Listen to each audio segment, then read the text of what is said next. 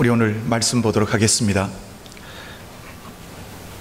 오늘 말씀은 우리 사무엘상 27장입니다.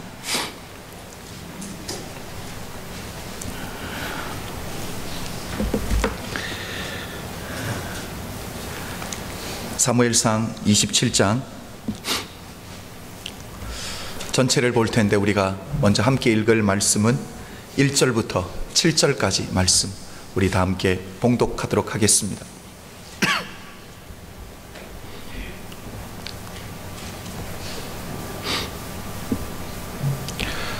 사무엘상 27장 우리 1절부터 7절까지 다 함께 봉독하도록 하겠습니다. 1절입니다.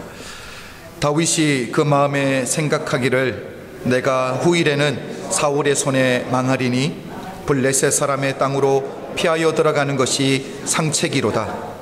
사울이 이스라엘 온 경내에서 나를 수색하다가 절망하리니 내가 그 손에서 벗어나리라 하고, 일어나 함께 있는 육뱅이로 더불어 가드 왕 마옥의 아들 아기스에게로 건너가니라. 다윗과 그의 사람들이 각기 가족을 거느리고 가드에서 아기스와 동거하였는데, 다윗이 그 두 안에 이스라엘 여자 아히노암과 나반의 아내 되었던 갈멜 여자 아비가일과 함께 하였더니, 다윗이 가드에 거기 사울에게 고함해 사울이 다시는 그를 수색하지 아니하니라. 다윗이 아기스에게 이르되 내가 당신께 은혜를 받았거든 지방 성읍 중 한 곳을 주어 나로 거하게 하소서. 당신의 종이 어찌 당신과 함께 왕도에 거하리이까. 아기스가 그날에 시글락을 그에게 주었으므로 시글락이 오늘날까지 유다 왕에게 속하니라. 다윗이 블레셋 사람의 지방에 거한 날수는 1년 넉 달이었더라. 아멘. 저는 오늘 내 인생의 도미노 현상이라는 제목을 가지고 말씀을 나누려고 합니다. 여러분, 도미노 현상이라는 게 뭡니까? 제일 앞에 있는 하나가 넘어지게 되면 그 뒤에 서 있는 것은 자연스럽게 다 넘어져 가는 게 도미노 현상입니다. 그렇죠? 제가 제목을 이렇게 붙인 것은 우리 인생의 가장 중요한 영적인 부분이 넘어지게 될 때 그 뒤에 우리 인생의 나머지 다른 영역들 역시 다 도미노 현상으로 넘어질 수밖에 없다라는 것을 이야기하기 위해서 제목을 이렇게 붙여보았습니다. 마크 두퐁 목사님이 저술한 책 제목이 권위 있는 섬기는 종이라는 책이 있습니다. 권위 있는 섬기는 종, 그림이 잘 그려지지 않죠. 특히 우리 한국 사람들에게 있어서 권위자들 하면 일단 우리에게 이미지가 있는데 섬기는 종, 잘 매치가 되지는 않는데, 목사님이 책에서 이 하나님이 허락하시는 권위를 올바르게 사용하는 것이 얼마나 중요한지를 처음부터 끝까지 계속 강조하고 있습니다. 먼저 하나님이 어떤 분이신지를 소개하는데, 하나님은 우리에게 순종을 요구하시는 분이지만 사랑의 순종을 요구하시는 분이지 어쩔 수 없어서 우리가 불순종하면 하나님 벌을 주시는 분이기 때문에 어쩔 수 없이 순종하는 마음이 없는 순종을 원하는 분이 아니다라고 하나님을 먼저 소개합니다. 그리고 하나님께서는 교회와 우리의 삶의 모든 영역에서 지도자들에게 하나님이 허락하는 권위들이 있다라고 이야기를 합니다. 이때 우리가 기억해야 될 것이 한 가지가 있는데, 이 지도자들 역시 우리와 같은 연약한 인간이기 때문에 지도자들 역시 권위를, 하나님이 주신 권위를 잘못 사용할 수 있는 이 가능성이 항상 내재되어 있다는 것을 우리가 기억하고 있어야 된다는 것입니다. 그런데 연약하기 때문에 넘어져도 된다라는 허락을 해주는 건 절대 아닙니다. 그렇죠? 넘어질 수 있다라는 걸 미리 가지고 있자라는 거지, 넘어져도 된다라는 말은 결코 아니라는 거죠. 여러분, 만약에 지도자가 다른 사람들을 교묘하게 조종하고 이용한다라면, 하나님이 허락하신 권위를 가지고 다른 사람들을 조종하고 이용한다라는 것은 하나님의 권위를 남용하는 것이라고 분명하게 선을 긋고 있다라는 거죠. 뿐만 아니라 그 결과가 얼마나 크게 아픔을 주는지 또한 이야기를 하고 있습니다. 여러분, 하나님의 권위, 하나님이 우리에게 주신 권위를 잘못 남용하게 될 때 그 권위 아래에 있는 사람이 받아야 될 상처가 얼마나 크겠냐라니까요. 육신적인 상처, 영적인 상처, 이 감정적인 상처, 이것은 치유받지 못하고 도움을 받지 못할 때에 하나님을 향한 잘못된 이미지, 우리 하나님이 세워주신 잘못된 이 권위를 잘못 남용하는 지도자들로 인해서 하나님의 권위에 대한 잘못된 이미지가 우리 마음 안에 새겨질 수 있다라니까요. 그렇잖아요. 부모님과 교회의 지도자들을 생각해 볼 때에 하나님 아버지의 아버지 되심과 우리 예수 그리스도의 목자 되심을 가장 잘 대표할 수 있는 분들이 바로 이분들이라는 거예요. 그런데 그분들이 하나님이 주신 이 권위를 잘못되게 사용하고 왜곡되게 사용할 때에 우리가 하나님을 온전히 따르고 하나님께 온전히 순종하는데 그게 방해될 수 있다는 게 바로 이 책에서 강요하는 부분입니다. 여러분, 저는 이런 관점을 가지고 오늘 본문을 여러 번 읽고 묵상하게 되었습니다. 이러면서 내 안에 두 가지 질문이 생겼습니다. 첫 번째 질문이 뭐냐면, 사울 왕은 하나님께서 허락하신 그 권위를 가지고 어떻게 사용했을까? 사울 왕에게 허락하신 하나님의 권위, 사울 왕이 다윗에게 있어서 왕으로 그리고 장인으로 어떤 권위자로 보여졌을까라는 것이 첫 번째 질문이었습니다. 여러분, 한마디로 사울 왕은 하나님이 허락하신 권위를 왜곡되게 사용한 잘못된 지도자, 잘못된 권위자였다라는 것 우리가 잘 알고 있다라니까요. 하나님이 허락하신 그 권위를 어디에 사용했습니까? 다윗을 죽이기 위해서 하나님이 허락하신 군대까지도 내가 원하는 대로, 자기가 원하는 대로 남용했던 사람이 바로 사울 왕입니다. 사람들까지, 아니 국고까지 낭비하면서 다윗 한 사람 잡겠다고 쫓아다녔던 사람이 바로 사울 왕 아니냐라니까요. 여러분, 사울 왕은 이 외부적인 군사력을 가지고 사울을 잡으려고 하고 무력을 가지고 다윗을 잡으려고 하다가 이게 안 될 때에 사울 왕이 어떤 일을 합니까? 이제는 이 다윗의 감정적인 부분을 붕괴시키기 위해서 하는 일이 한 가지가 있습니다. 여러분, 사무엘상 25장 44절을 보면 사울 왕이 자기의 딸 미갈을, 다윗과 결혼한 미갈을 어떻게 합니까? 가정을 파탄시켜 버립니다. 가정을 억지로 이혼하게 만들고 그 딸을 누구에게 줍니까?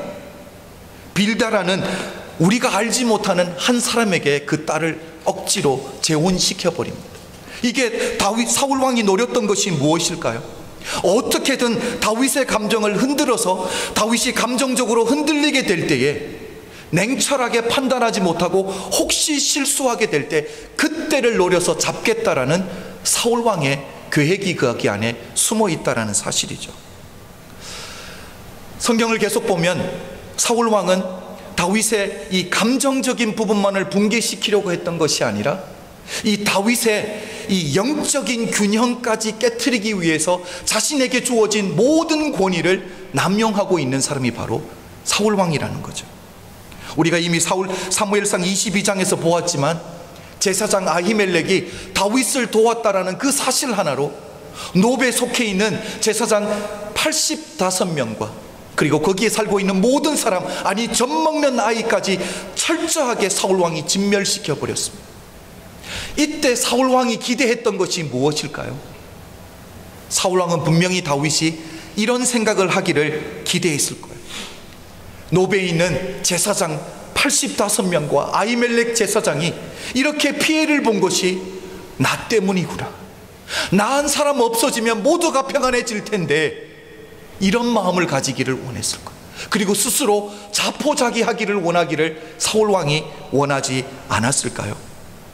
여러분, 사울왕은 하나님이 자기에게 허락해 주신 권위, 장인의 권위로 다윗의 가정을 파탄시킴으로 다윗의 이 감정적인 부분을 붕괴시키려고 노력했습니다.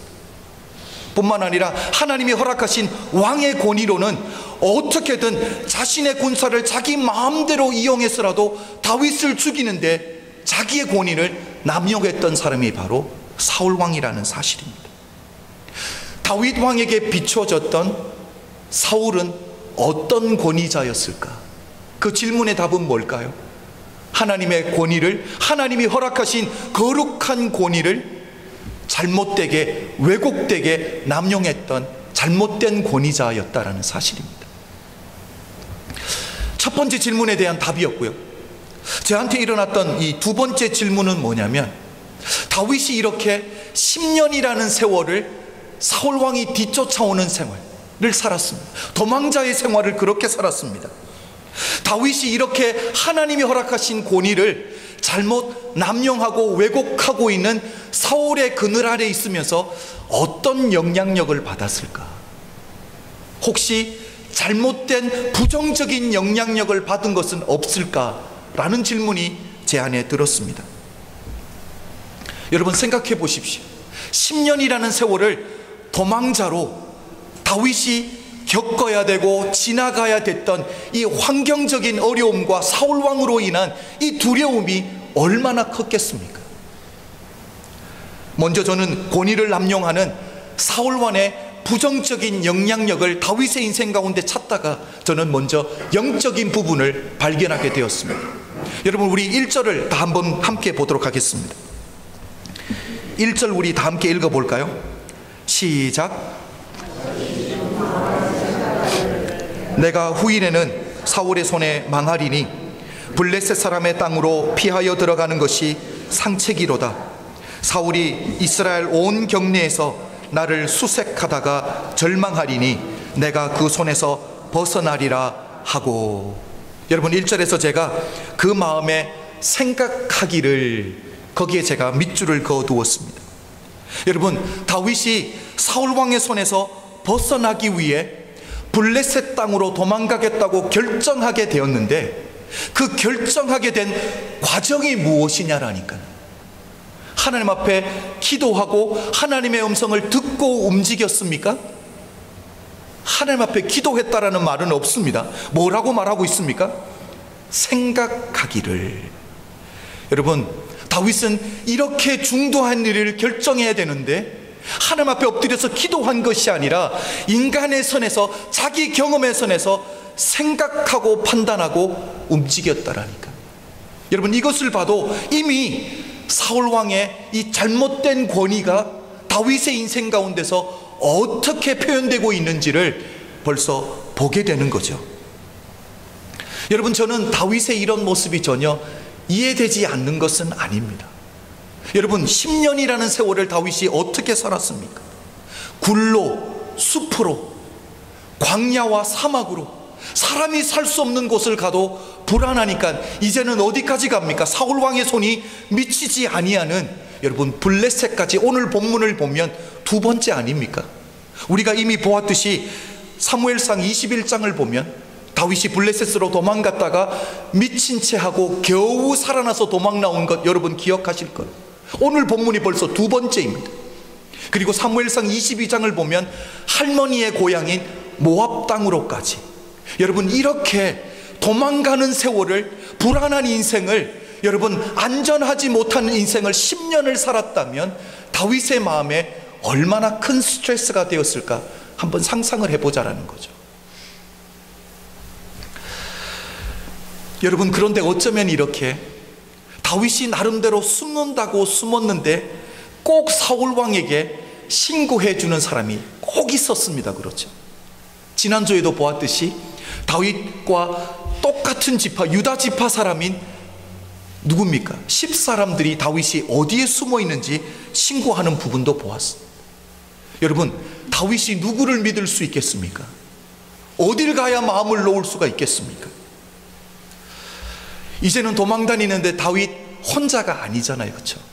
이미 아내도 2명이나 있습니다. 누구입니까? 오늘 본문에도 보았지만 아히노암이라는 여인이 있고요. 그리고 이 나발의 아내였던 아비가일, 두 사람이 있습니다. 자기가 건수해야 될 가정이 2가정이나 있습니다. 뿐만 아니라 자기를 따르는 사람이 몇 명이었죠? 600명이나 됩니다. 여러분, 우리가 근데 잘 아는 것은 이스라엘에서 숫자를 이야기할 때 여자들과 아이들과 노인들은 숫자에 들어가지 않는 거 우리가 잘 알고 있습니다. 20세 이상 전쟁에 참석할 수 있는 사람만 숫자에 들어간다고 생각할 때에, 여러분, 전쟁에 참석할 수 있는 사람이 600명이면 그 뒤에 딸려있는 식구들은 어느 정도겠냐라니까요. 최소한 2,500에서 3,000명 정도가 되지 않을까, 저는 한번 생각해 보았습니다. 여러분, 이렇게 많은 사람들이 한번 움직인다라는 것 쉬운 일 아닙니다. 그렇죠? 우리 가족 한 사람이 이사 가는 것 얼마나 어렵습니까? 힘든 일입니다. 그런데 3,000명이 함께 움직이면서 남들에게 표신하지 않고 숨는다라는 것, 이거 어려운 일입니다. 누가 어디 오라는 사람도 없고 이제 갈 곳도 없는 처지입니다. 그런데 이 많은 사람들을 다윗이 책임져야 된다고 생각할 때, 여러분, 다윗이 느끼게 되는 그 부담감과 스트레스는 얼마나 컸겠냐라니까요. 다윗이 이런 현실적인 상황들을 바라보고 오늘 본문에서도 이야기했듯이 마음으로 생각해 볼 때, 여러분, 어떤 결론을 내렸습니까? 내 인생이 어떻게 되겠다라고 결론을 내렸습니까? 1절을 보면 내가 후일에는 사울의 손에 망하리니. 여러분, 동일한 상황 가운데서 하나님 앞에 엎드려서 기도하면 하나님이 나를 구원해 주실 거야 라는 희망이 생길 줄로 믿습니다. 그러나 동일한 상황이지만 인간의 생각으로, 인간의 경험의 선안에서 생각하고 결정을 하게 될 때, 여러분, 다윗의 인생에 어떤 열매들이 맺히냐라니까. 희망의 열매가 아니라 오히려 낙담과 절망의 열매가 맺힐 수밖에 없다라니까요. 여러분, 하나님의 사람은 무슨 일을 만나도 하나님 앞에 간구하며 기도하는 인생을 살아야 되는 줄로 믿습니다. 우리가 이미 사무엘상 22장에도 보았지만 이 블레셋 사람들이 그일라 지방을 침공해서, 그일라 지방에서 이 수확한 모든 수확물들을 탈취해서 간 것 우리가 잘 알고 있습니다. 이때 다윗이 하나님 앞에 기도했습니다. 하나님, 내가 블레셋을 치는 것이 하나님의 뜻이니까 하나님 앞에 확인하고 움직였던 게 다윗입니다. 기도하고 움직인 사람이 다윗입니다. 그런데 오늘은 어떠냐라니까. 하나님 앞에 기도했다는 말이 있습니까? 여러분, 기도했다라는 말이 없다라는 거예요. 마음에 생각했다라는 것은, 이것은 엄연히 생각은 생각이지 기도가 아니라는 사실입니다. 다윗이 영적으로 얼마나 이 암흑 기간을 지나고 있는지를 잘 보여주고 있는 상태입니다. 저는 말씀을 묵상하면서 하나님 앞에 어젯밤에 이렇게 기도드렸습니다. 하나님, 우리 교회에 속한 하나님의 사람들, 우리 크로스로드 교회에 속한 모든 성도님들은 가면 갈수록 하나님을 더 깊이 사랑하는 믿음의 사람들이 되게 해주십시오. 하나님, 믿음과 섬김과 봉사의 그 깊이와 넓이가 더 깊어지고 더 넓어지는 믿음의 사람이 되어달라고, 하나님 은혜 베풀어 달라고 그렇게 기도드렸습니다. 여러분, 다윗을 보십시오. 기도하는 때가 있었는데 오늘 이렇게 기도하지 않고 자기가 생각하고 자기 스스로 판단하고 움직이는 사람이 될 수밖에 없었다라니까. 가면 갈수록 신앙은 멋있어져야 되는 줄로 믿습니다. 이게 왜 그렇게 됐냐라니까. 다 사울 왕이 하나님의 주신 그 권위, 거룩한 권위를 남용할 때에 다윗의 인생에 이런 열매들이 맺혀질 수밖에 없었다라는 거죠. 하나님이 우리들에게도 권위들을 맡겨주신 줄로 믿습니다. 가정에서는 부모로, 교회에서는 장로님으로, 권사님으로, 또한 집사로, 아니 하나님의 자녀라는 권위를 줬습니다. 하나님이 우리에게 맡겨주신 권위들을 여러분 아름답게 사용할 수 있는 믿음의 사람들이 되시길 주님의 이름으로 축복합니다. 다윗의 인생을 보면 이게 다가 아닙니다. 여러분, 시편을 보시면 모든 시편이 그런 건 아니지만 대부분의 시편들 위에를 보면 표제들이 붙어져 있습니다. 제 성경에는 파란 글씨로 위에 표제가 붙어져 있거든요. 예를 들면 다윗이 밧세바와 동침한 후 선지자 나단이 저에게 온 때에 라는 제목이 붙어 있는 시편이 있고요. 다윗이 사울을 피하여 굴에 있던 때에라는 제목이 붙어져 있기도 하고요. 다윗이 아비멜렉 앞에서 미친 채 하다가 쫓겨나서 지은 시라는 식으로 표제가 붙어 있음으로 말미암아 그 당시에 다윗이 영적으로 역사적인 배경으로 어떤 시간을 지나고 있는지 제목으로 설명을 해주고 있는 부분들이 있습니다. 자, 오늘 우리 7절을 보면 여러분, 다윗이 블레셋 땅인 시글락에 가서 얼마나 오랫동안 정착해 있었는지를 이야기를 해줍니다. 우리 7절을 다 한번 읽어보겠습니다. 7절 시작. 다윗이 블레셋 사람의 지방에 거한 날수는 1년 넉 달이었더라. 얼마나 오래 있었다고요? 1년 넉 달, 16개월이나 있었습니다. 그런데 문제가 무엇인지 압니까? 여러분, 시편에 그 많은 150편의 시편 중에 표제들을 다 찾아보십시오. 다윗이 시글락에 있는 동안에 시편을 썼다는 시편을 단 한 편도 찾아볼 수 없습니다. 여러분, 다윗은 사울왕에 쫓겨서 굴 속에 숨어있는 그 어둠 가운데서도 하나님을 향한 기도가 끊어지지 않았던 사람입니다. 밧세바와 동침하고 나단 선지자가 책망하는 그 부끄러운 순간에도 하나님을 향한 찬양이 멈춰지지 않았던 사람입니다. 그런데 블레셋 땅에 가서 시글락에 머무는 1년 하고도 넉 달, 16개월이라는 세월 동안 하나님을 향한 시편을 단 한 편도 쓰지 못했다라는 것. 여러분, 이게 뭡니까? 바로 다윗의 영적인 상태를 잘 보여주는 것 아닙니까? 기도하는 사람인데 기도가 끊어졌습니다. 하나님께 찬양을 올려드리는 사람의 인생에 찬양이 끊어지고 말았다라는 거예요. 하나님이 이 다윗의 인생을 통해서 우리에게 보여주고 싶은 한 가지가 무엇인지 아십니까? 우리 인생에서 영적인 부분들이 무너지게 되면 우리 삶에 있는 모든 영역 또한 도미노 현상으로 다 넘어질 수밖에 없다는 걸 하나님이 보여주고 싶은 거예요. 여러분, 이제 다윗이 영적인 부분이 무너졌습니다. 하나님과의 관계가 단절됐습니다. 끊어졌습니다. 더 이상 시편의 시들이 써지지 않고 있습니다. 이때 그 이후에 넘어지는 도미노가 뭔지 아십니까? 바로 가정의 아픔이 찾아오더라니까요. 제가 앞에서도 말씀드렸지만 사울왕은 하나님이 주신 그 권위, 장인이라는 권위로 다윗의 가정을 파탄시켰습니다. 자기 딸을 여러분 다윗과 이혼시키고 발디라는 사람과 재혼을 시켜버렸습니다. 그리고 제가 앞에서도 말씀드렸지만 사무엘상 25장을 보면 다윗에게는 두 아내가 있습니다. 누구입니까? 25장 앞부분을 보면 지혜로운 여인 아비가일의 남편 나발이 죽었다는 소식을 듣고 다윗이 사람들을 보내죠. 그리고 아비가일을 자기의 아내로 맞이하고요.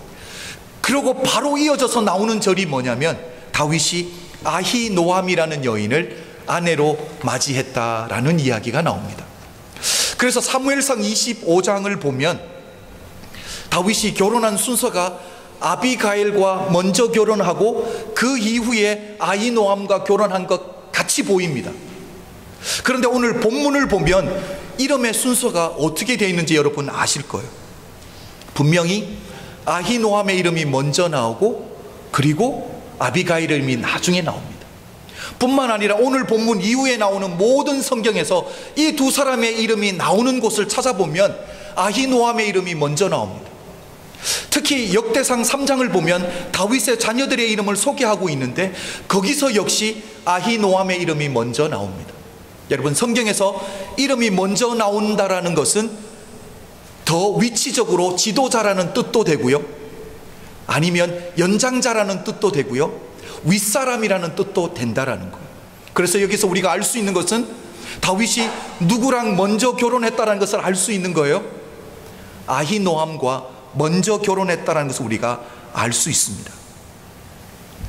자, 성경에서는 아히노암과 다윗이 어떻게 만나서 어디서 결혼을 했는지 전혀 설명을 해주고 있지 않기 때문에 모릅니다. 그런데 우리는 어느 때인지는 어느 정도 짐작은 해볼 수 있다라니까요. 사울의 딸인 미갈과 결혼한 이후고요. 그리고 나발의 아내인 아비가일과 결혼하기 전이니까 그 사이에 결혼했다라는 거예요. 그 사이에 다윗은 뭘 하고 있었습니까? 사울 왕을 피해서 도망가고 있었던 때였습니다. 내 인생에 내일을 알 수 없이 도망가는 불안한 인생을 살고 있었다라니까. 그렇게 불안할 때, 감정적으로나 영적으로나 인생이 불안할 때, 내일을 알 수 없는 세월을 살아갈 때, 그때 이루어진 가정입니다. 여러분, 다윗이 그 가정을 제대로 건설할 수 있었을까요?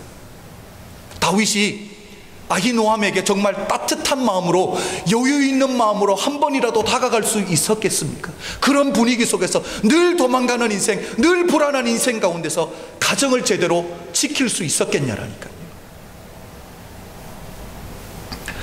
다윗과 아히노함 사이에 태어난 아들의 이름이 바로 암논입니다. 여러분, 이복 누이인 다말을 강간하는, 충동적인 것을 이겨내지 못하고, 그리고 내가 한 행동에 전혀 책임지지 못하고 다말을 버려버리는, 그렇게 감정적으로 불안한 사람이 바로 암논인데, 그 암논이 누구 사이에서 성장한 사람이라고요? 다윗과 아히노함 사이에서 성장한 아들입니다. 여러분, 가정이 이렇게까지 깨어지는 원인이 어디 있냐라니까요. 바로 하나님이 주신 그 아름다운 권위, 거룩한 권위를 사울 왕이 잘못 남용하게 될 때에 주변에 있는 사람들이 이렇게 피해를 받게 될 수밖에 없다라는 걸 하나님이 우리에게 보여주시는 거죠. 여러분, 다윗이 이렇게 불안하고 늘 도망가는 인생 속에서 한 가지 소원하는 것이 있었다면 무엇일까요? 오늘 본문 1절을 보면 사울이 다윗이 블레셋으로 도망가겠다고 결정할 때에 마음으로 생각하기를 하고 했는데, 다윗이 어떤 생각을 했을까요? 어떤 마음의 소원, 어떤 생각을 가졌을까요? 사울 왕이 이제 나를 좀 쫓아오지 않았으면 좋겠다, 사울 왕의 추격으로부터 자유하면 좋겠다라는 마음 있었겠으면 없었겠습니까?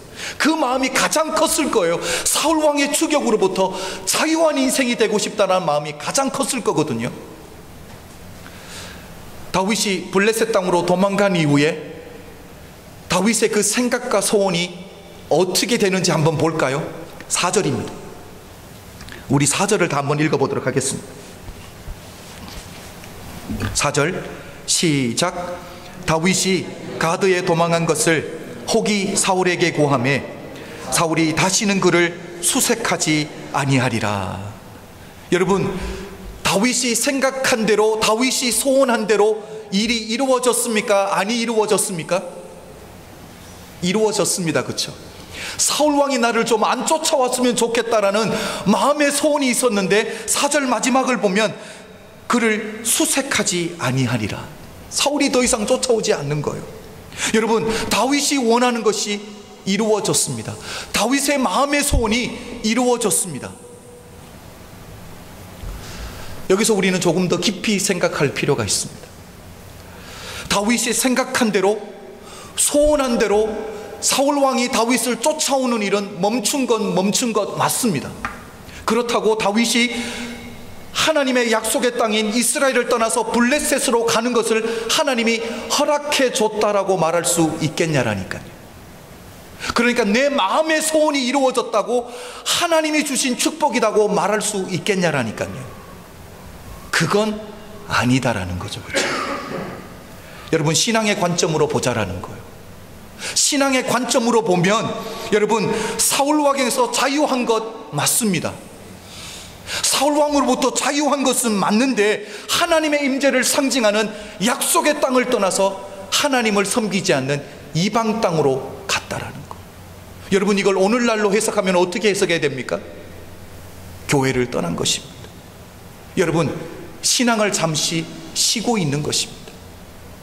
교회를 가봐도 예수 그리스도의 사랑은 더 많이 싸우고 더 많이 미워하고 더 많이 시기하고 더 많은 이야기들이 나는 게 교회라고 교회를 잠시 쉬겠다고 결정하고 주일날 비즈니스에 열중하기 시작합니다. 그래서 비즈니스가 잘 됩니다. 빚이 있는 거 갚았습니다. 재정의 여유도 생겼습니다. 집도 더 큰 집으로 옮겼습니다. 그렇다라고 그것이 하나님의 축복이라고 말할 수 있겠냐라니까요. 여러분, 이 일이 바로 다윗에게 이루어진 일이라니까요.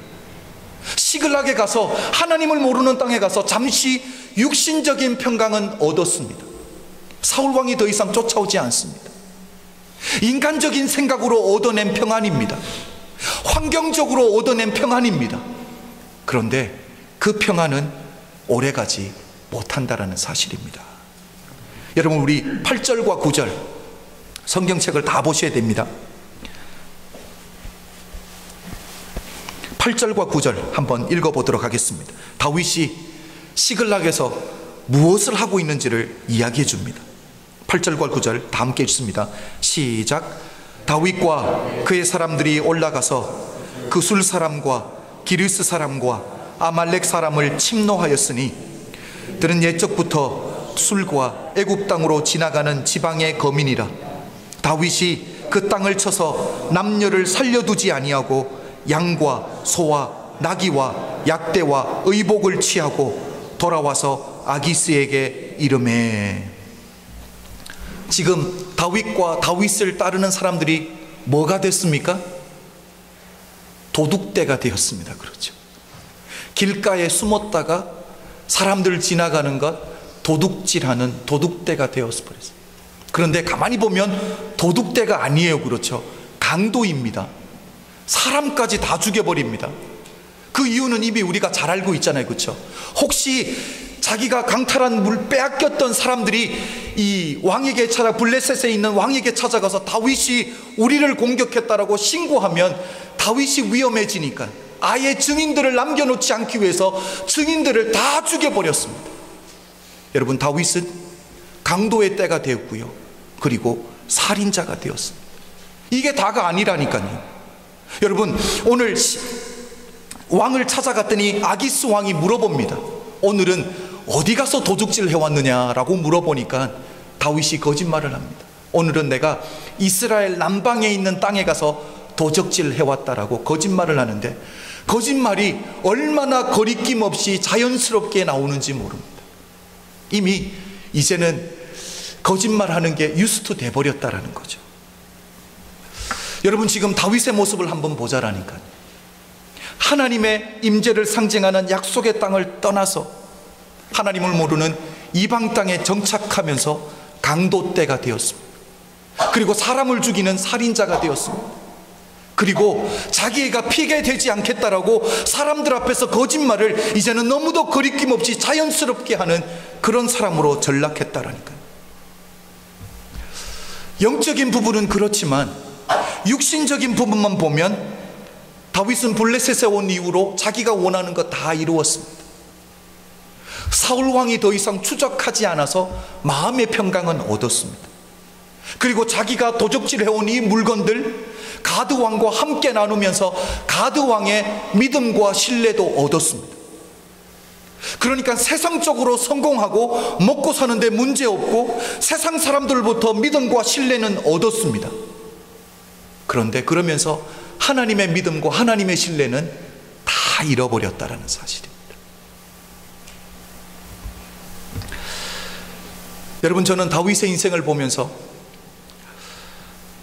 인간적인 생각으로 평강을 얻었다라고 생각했는데, 내가 원하는 것 이루었다고 생각했는데 그 뒤에 인생이 더 꼬여가더라니까요.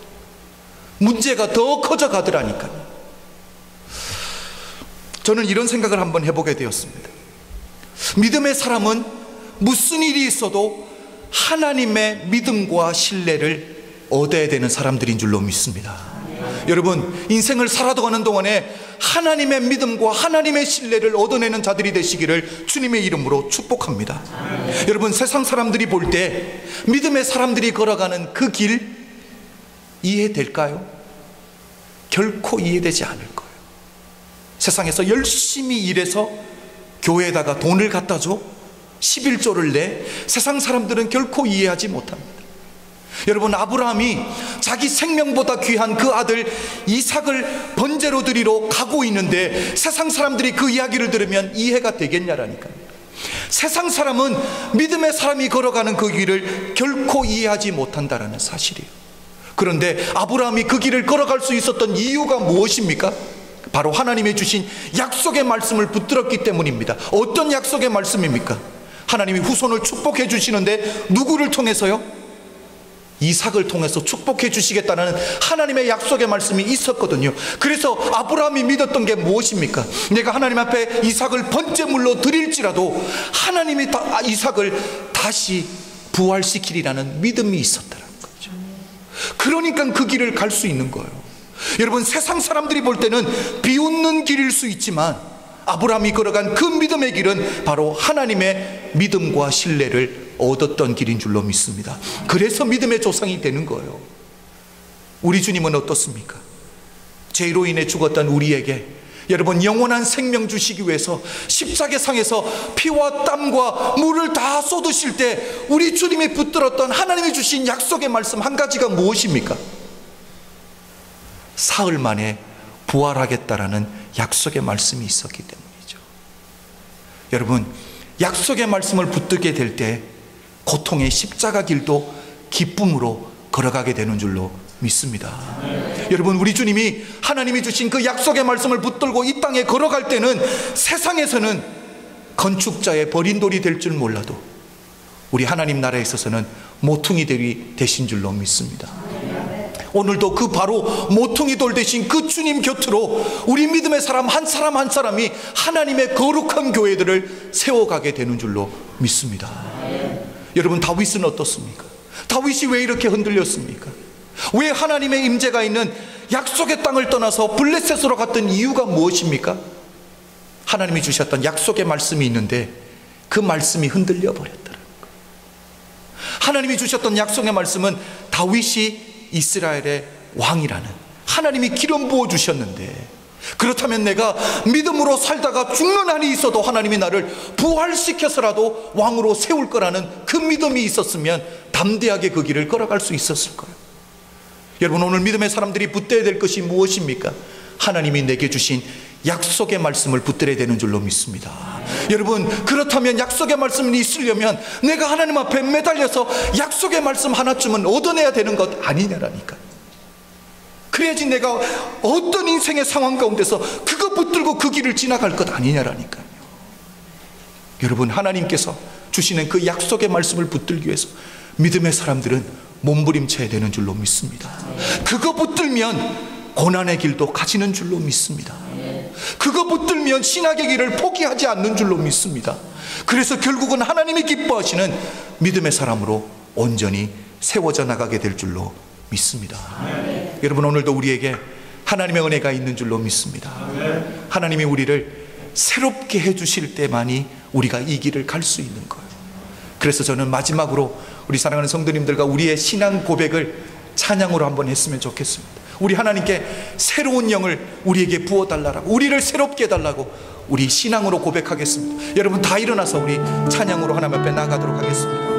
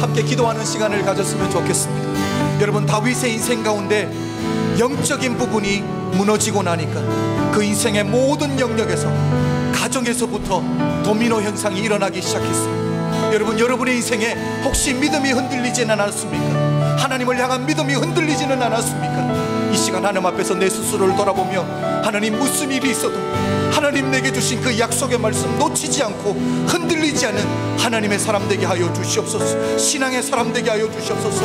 무슨 일이 있어도 하나님의 가슴을 파고드는 하나님의 사람 될 수 있도록 아버지, 나를 붙들어 달라고 기도해 주십시오. 그리고 또 한 가지 기도 제목이 있습니다. 하나님 내게 맡겨주신 그 권위, 하나님의 마음으로 잘 사용하는 자 되게 하여 주시옵소서. 그래서 하나님이 맡겨주신 그 영혼들이, 하나님이 주신 그 통해서 모든 영혼들이 온전히 세워질 수 있는 하나님의 권위를 잘 나타낼 수 있는 믿음의 사람 될 수 있도록 하나님, 나를 붙들어 달라고 하나님 앞에 이 시간 기도하며 나가는 시간을 가지겠습니다. 다 함께 기도합니다. 아버지 하나님, 이 시간 감사합니다. 아버지, 믿음의 사람들과 함께 기도하며 간구하는 것은, 아버지, 믿음의 사람들은 무슨 일이 있을지라도 아버지, 우리의 영적인 부분이 무너지지 아니하도록 아버지 붙들어 주시옵소서. 인도하여 주시옵소서. 하나님, 우리가 기도하며 간구하며 아버지, 믿음의 사람들로 세워지게 하여 주시고, 아버지, 우리 인생의 영적인 부분이 무너지고 나면 결국 우리 인생의 모든 영역이 도미노 현상으로 다 무너질 수밖에 없는데, 아버지, 내가 먼저 서 있게 하여 주시옵소서. 하나님, 내가 먼저 서 있게 달라고 하나님 앞에 간구하는 믿음의 사람들이 되게 하여 주시옵소서. 하나님, 기도하며 믿음의 사람으로 서 있게 하여 주시옵소서. 무슨 일이 있어도 신앙을 놓치는 자들 되지 않게 하여 주시옵소서. 신앙의 사람들로 세워지게 하여 주시옵소서. 아버지, 기도하며 간구하며 인생을 살아드리게 하여 주시옵소서. 아버지, 다윗처럼 인생 가운데서 아버지, 믿음이 흔들림으로 말미암아 가정이 무너지는 일이 일어나지 아니하도록 아버지는 내 안에 믿음을 허락하여 주시고, 기도하며 간구하며 아버지를 붙들 수 있는 하나님의 사람 되게 하여 주시옵소서.